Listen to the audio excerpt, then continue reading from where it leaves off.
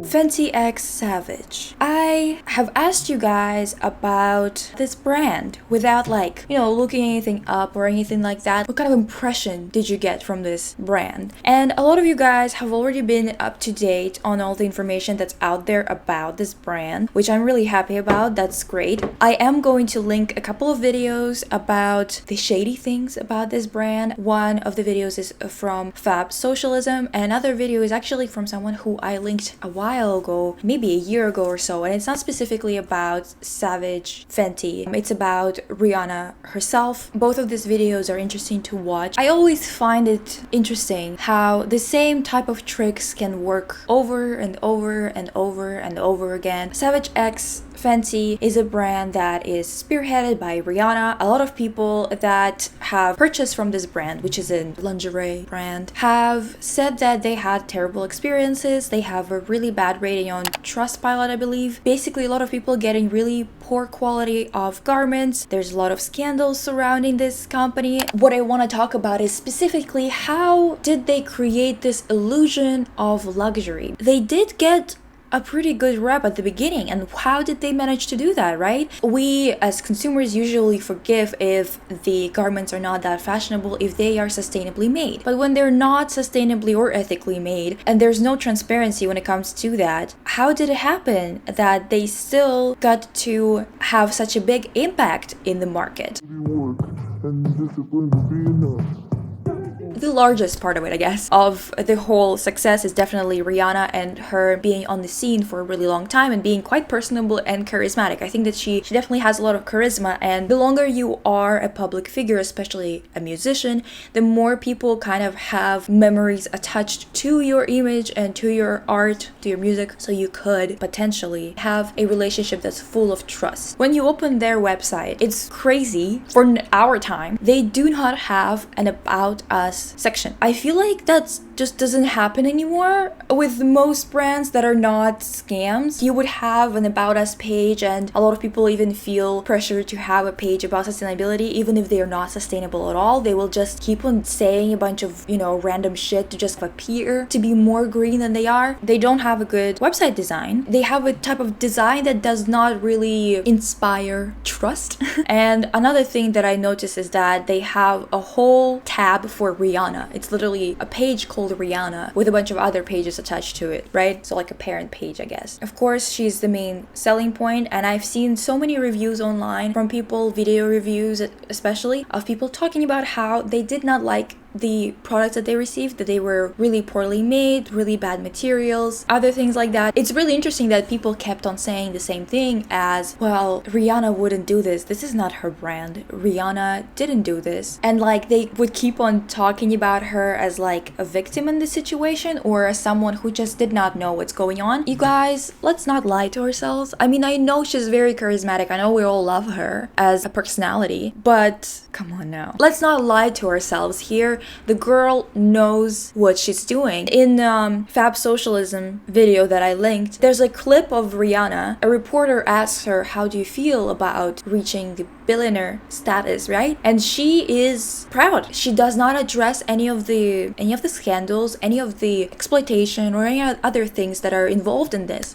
And what she brings next in the conversation is this whole speech about being an inspiration to other people and seeing how you can achieve it all, and talk about her humble beginnings, which to me kind of makes this whole situation a lot worse, actually. Personally, I think it is quite crazy that she came from humble beginnings and she has no concept of how absurd life is and how things just happen and nothing is fair. I don't know where she got all this information from, but whatever. This luxury style, right? This luxury aura around this business is definitely can be attributed to the Rihanna halo. She has had so many deals with different brands, especially high-end brands, before she started venturing into her own businesses, and she has this image of this wealth, right? Because for a long time she's been sporting a lot of designer goods, a lot of expensive pieces, and other things like that. Her songs are always about things like money and excess and having things, so she is definitely associated with this narrative, right?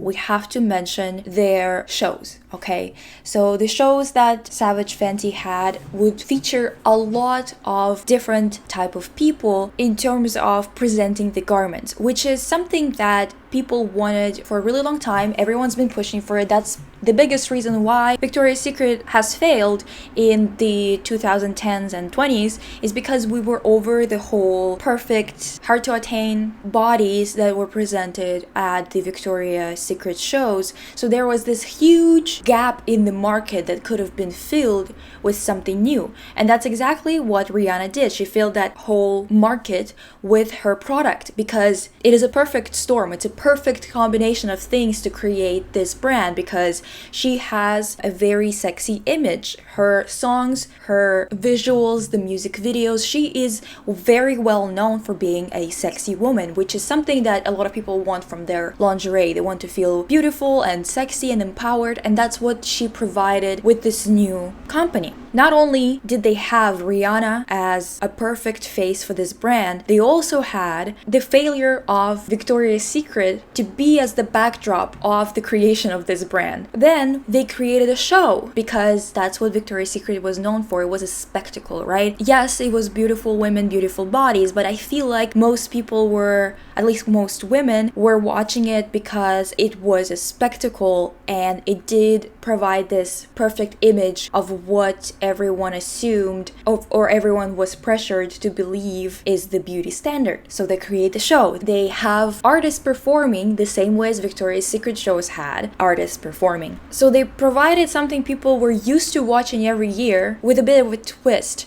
where they show more diversity, which is something everyone wants. So of course they created an image of an inclusive brand. And if you're inclusive visually, a lot of people assume that you are socially conscious, at least to some kind of degree, right? Turns out that's not really the case here. There's definitely a lot of things going on, but one of the reasons why we thought, or at least we were kind of pursued to believe, that this brand is more high fashion than it is through the fact that this show is a runway show. That's the same exact thing that Victoria's Secret was doing, but a lot more fast fashion brands have caught on to the reason why a lot of designer brands are still afloat, even when they also have some unethical production going on, you know? The reason for this interest in the runway shows for fast fashion is, of course, the fact that runway shows already have a reputation. There's no denying it, right? Like, we already have expectations and already attach a certain level of value to a garment when it's shown on a podium, when it's shown on a catwalk. Of course, it's all debatable, it's all up for debate, and I personally don't think that a garment is good just because it's on a podium, but we have got to agree that it is something that we believe in, you know, just subconsciously. There was this thing that happened maybe a year or two ago, I don't know.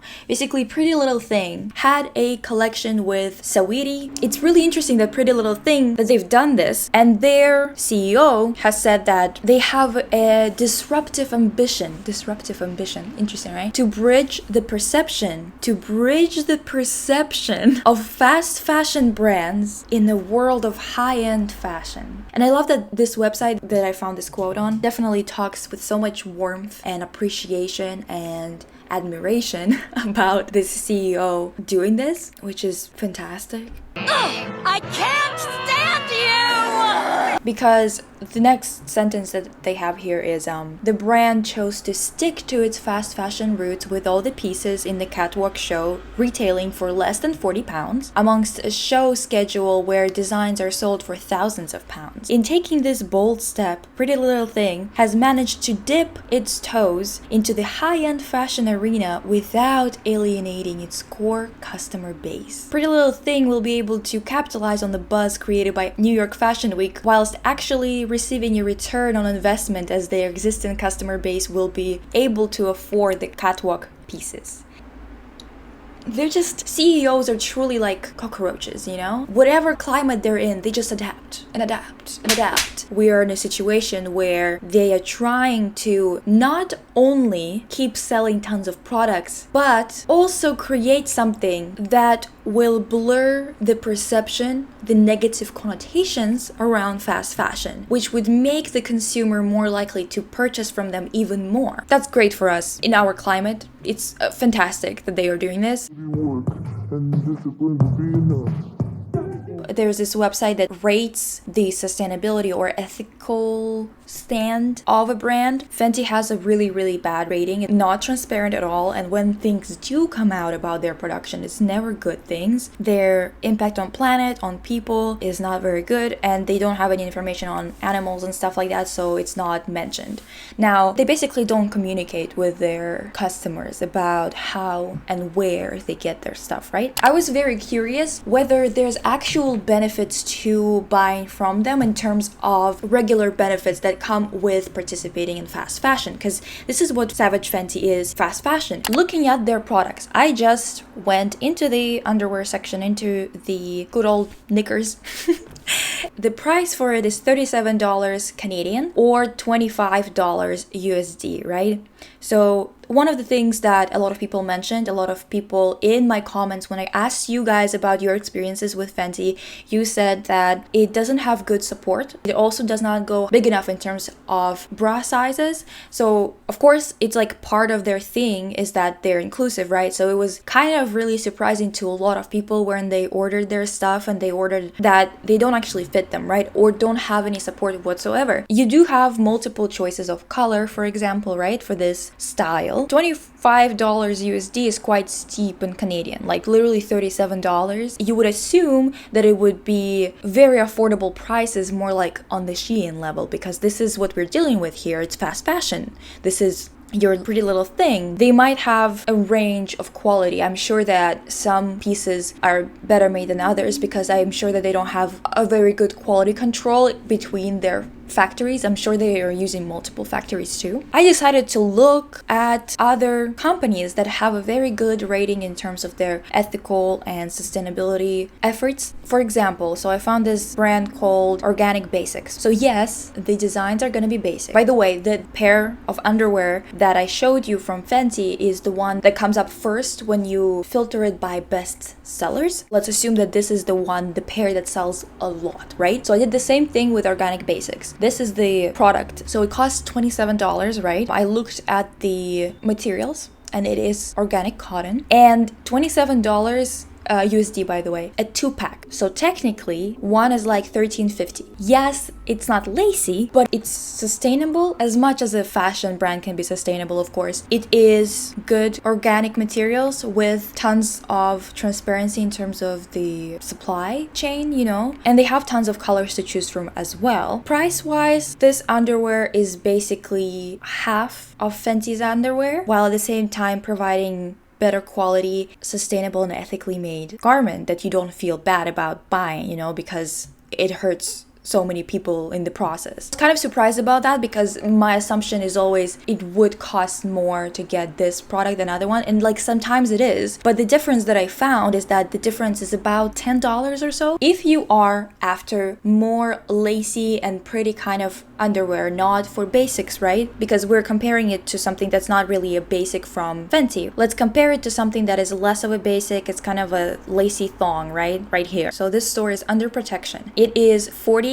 euros, which I translated the price. It is $40 USD, right? So definitely more expensive. Now the difference is only $15, which I know that $15 is not only, but it seems like considering the price, I think that it only makes sense to see one garment as like noticeably more expensive than the other one if the difference between the two would afford you to buy another pair, for example, of the same underwear from the brand that is cheaper, right? With underwear, at least, you know, you need more pairs of underwear than you do bras, right? Now with bras, that's when we get into a little bit of a ridiculous situation, right? So, oh, actually, let me show you. Organic Basics has this whole page showing their impact on the environment. For example, chapter 1, our climate impact, chapter 2, our products, chapter 3, our supply chain, chapter 4, our activism. So if you want to, you can go and check out their website, see if it speaks to you. If you're looking for something that's like sustainable and cotton and stuff like that. Another brand that I wanted to actually show you that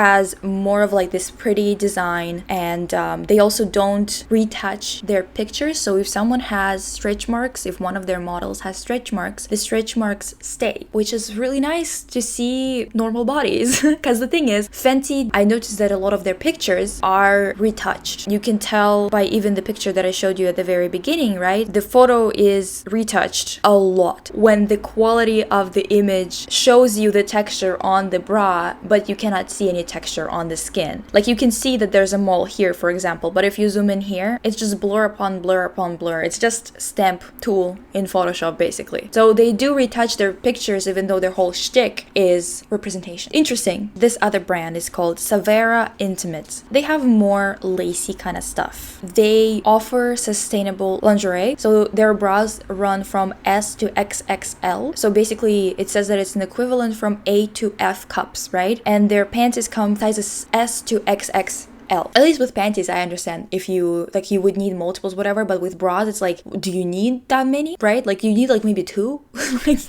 It's quite interesting, right? The other one is Scandal, this French brand. So they have this underwear that is 22 euros. They are also ethical, sustainable, no retouching on the images, or at least no visible retouching on the images. I don't think that in this image you can see that it's not retouched, but in the other ones, I could definitely see that it's not retouched. The materials, they try to save water, they try to create garments that are not that bad for the environment and stuff like that, so they're making a lot of effort to do those things. And I just basically realized that if you want something basic, getting it from a sustainable brand does not actually mean that you would have to pay more, or that much more. You might pay $3 to $5 more, but if you want something lacy and something like that, you might gonna have to pay more, but it's not gonna be double the price. It's usually $10 to $15 more, for example, right? So technically, if you're not buying every single month, you should be actually getting more usage out of better made, ethically made products.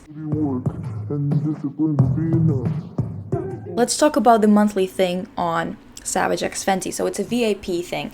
If you want to hear more about it, Fab Socialism talks about it. However, I do want to talk about this VIP thing. Membership on Savage X Fenty costs $50 a month, USD, okay? A lot of people were saying that it's really hard to leave that program. It's basically just you constantly saying, can I please leave? Can I please close the membership? And then being like, do you want 50% off? Do you want this? Do you want that? To just like keep you on, which is extremely annoying. If I'm asking somebody to close my subscription, I want them to do it immediately and not ask too many fucking questions, you know? That's one of the things that a lot of brands do, right? The cost of the membership is what is really throwing me for a loop, okay? This brand is an underwear, lingerie brand. It is not a food or perishables brand. It is not a brand that you have to repurchase every 2 weeks or every month, like, I don't know, shaving cream or something like that. This is a brand that's selling underwear. The cost of the membership is $50. The difference between your price, between what you would pay for a bra full price and with the VIP thing, is like $10. So the discount is $10. Now stay with me. We're gonna do a little bit of math, okay? To save about $10 on a $50 garment, that means that you would have to, at the very least, buy 5 things a month from that brand to just get your money's worth. Just that, nothing else. Just to break even. Who needs 5 bras a month? Explain that to me. Who needs that? Even if you are one of those people who needs like a bunch of different versions of a bra, like you need one that's kind of like a balconette, and then another one that is a push-up bra, and another one that's just a bralette. Girl, it's still like 6 bras maybe, not 5 a month. How many would you need that? A year? Are you kidding me? Like that's like what? Like 60 bras or something like that? That's an insane amount of products. Why would anybody need that much? Explain that to me, because I clearly do not understand. I understand that there's trends and other things like that, but genuinely tell me, why is your taste so fickle that you need to repurchase things that you already own, things that have not been worn enough to be thrown away every month? If they need to be thrown away after a month, then what kind of crap are you paying for with this amount of money? Because it's not cheap enough to actually be priced like fast fashion. It's a bit more expensive than that. So what's going on? The math is not doing its thing. I'm sorry, but it just doesn't make any sense. Speaking strictly about the arithmetics of it all, it just made me so confused as to how they thought that's appropriate. They must take all of us for idiots. And if you are one of those people who are gonna go into the comments and be really mad at me about all of this, just explain to me, genuinely, just explain to me why you like to be treated like an idiot so much. Like, why do you like to be used by people who are already living well? Before she's even done any of this, she already had enough money to start a business in a very sustainable and honest way and still produce profit. She had all the money in the world. By she, I mean Rihanna. Some people have a really hard time starting their business in a sustainable way. It makes sense because there's so much competition in this capitalistic world. You cannot compete oftentimes in terms of shipment times, production costs, labor costs, and other things like that. So oftentimes people start somewhere, and then if they have some kind of conscience and some kind of care about other people around them, they try to move closer to a more honest kind of business. In this case, there's been so much money at the very beginning. There's so much seed money. I'm not even kidding. Millions upon millions of dollars to just start this business. And none of the people involved in this business thought, you know what, maybe we shouldn't try to fuck over our customers. Because the thing is, yes, you're a business, and yes, you are a business that puts profits above anything and multiplying profits constantly above anything. But there's definitely a limit. When you're just treating your customers like idiots, that's genuine morons, that's just so disrespectful. It's just disrespectful. I just wanted to talk to you guys about how this is not luxury. Luxury is having well-made products that will actually last, products that actually have some kind of merit to them, someone made them, someone thought about making them, they have a reason as to why the things are the way that they are. I think there are limits to everything, yeah, you're a business, yes, there are profits, yes, you want to multiply them, whatever. But if you're starting to just fuck people over, not even starting, you started your business with that. At the very least, they deserve to be made fun of, shitty products, shitty website. Anyway, lovely chatting with you. Thank you to my patrons. I will be making a new video soon, an extra video for Patreon. There are a couple of people who have joined the party. Let me greet them. Cameron Cavell, Monique Nielsen. Yeah, that's the two people who have joined since last video. I will see you guys soon. Bye!